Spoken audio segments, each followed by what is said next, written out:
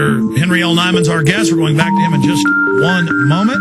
First off, I wanted to tell you about some of our sponsors today. One of them is FrontSight.com. FrontSight, have you heard of the millionaire patriot, Dr. Ignatius Piazza, the founder of the FrontSight Firearms Training Institute? He's offering a free handgun and 5 days of firearms training to my listeners.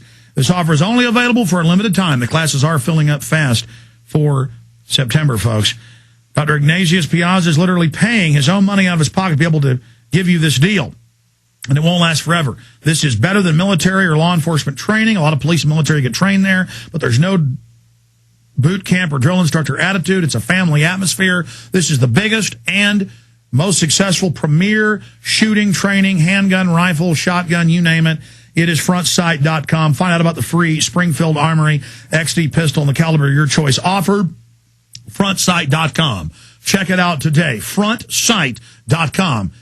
You can't put a price tag on this training, and it's 75% off the course and a free handgun. You cannot beat it. FrontSight.com. That's FrontSight.com. Max Keiser is coming up at the 8 after to break down what's happening in the economy. Right now in this segment, the next, we are continuing with Dr. Henry L. Niman of Flu Tracker. We got that up on screen for everybody right there. Okay, sir, so am I getting this right then? You're saying this could be big, this could be real, we should roll up our sleeves, take the 3 to 4 to 5 injections or whatever?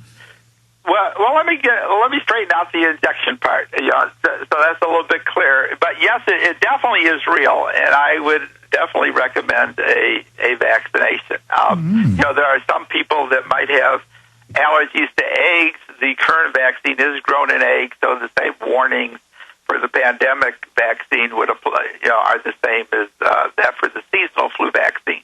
But the number of injections, just to clarify that, the pandemic flu, people have not seen that before. That's because of swine. So the recommendations will be to actually have 2 shots. It would be a first shot followed 3 weeks later by a booster shot. That's the same thing that is used for children the first time they get seasonal flu. So the first time they're immunized, there are 2 shots recommended. After that, it's a once-a-year shot. So the pandemic vaccine is really the same as the seasonal. There are other versions, that may come down the line. In seasonal, there is an attenuated virus, which is a live vaccine. It's made by MedImmune. The virus is crippled, and you can tell them apart. The attenuated vaccine is a myth. It's something that you spray into your nose, and that is different than the killed vaccine, which is a shot. MedImmune is working on a pandemic version that is not available. The last I looked at their website, they don't expect that to be available until 2010. And, that's a different vaccine. And then I'm sure that some of your listeners have heard about adjuvant, and they're concerned about adjuvant. Adjuvant is something that stimulates the immune system. The current vaccines do not have adjuvant. The seasonal flu has no adjuvant, and the pandemic vaccine that is shipped has adjuvant. The reason adjuvants are used is that there's a tendency for a better immune response. But wait a minute, are you saying the big order the government made doesn't have adjuvants? Because I saw that it did.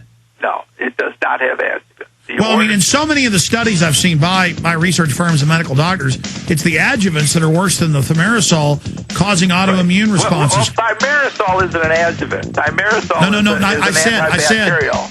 No, I know. I said the adjuvants are causing a bigger response than the mercury. That's what I was saying. Right, but the adjuvants are not in the vaccine that is shipped. There are potential vaccines that will have the adjuvant. All right, stay there. Got a break, sir. Back in 70 seconds. Well, I really appreciate him coming on. We've been having a lively discussion. Dr. Henry L. Niman, highly recommended, prestigious researcher, inventor of many of the major technologies used today, and researching all this and treating it. I hope he's wrong, though. I don't want this to be a real deadly flu. I know it's deadly for those that are dying, but you've got the flu season raging right now and a few thousand dead, or 1,700 and something. That doesn't sound like a big deal to me, but he's saying it could mutate. So are you saying, doctor, it's bad now, or it could be potentially mega bad? I mean, I just want to be clear on that. And let me explain why it's bad now and why it could get much worse. Seasonal flu, the numbers thrown out is 36,000 in the United States die. 90% of the people that die from the flu in the United States and worldwide are 65 years or older. Most of those people are actually quite a bit more than 65. They're in nursing homes. They're basically have very serious illnesses.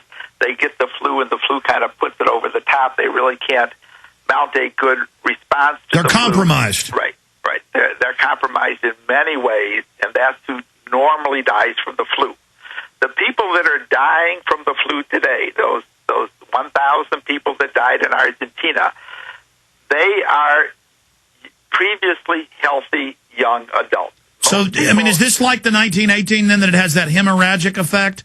Yes. I mean, there are reports. Actually, I was just reading one. I was trying to find out where it was, where patient actually turned blue overnight and died. And those are the characteristics of 1918.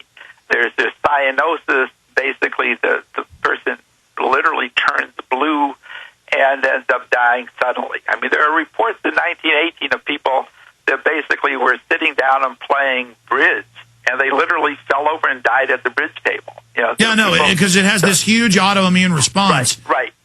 But doctor, and here's why that's a problem for this year. Okay, because the virus is adapting, so it really doesn't take a whole lot of change. If the virus is actually growing at twice the rate that it is right now, it's going to elicit a much greater autoimmune response. It's going to grow quickly, and people are going to respond to it, and that's this cytokine storm, that's this cascade, and that's why people end up dying. Okay, let me just stop because we're almost out of time. It's clear I've got to have you back up. I'm very appreciative of your time.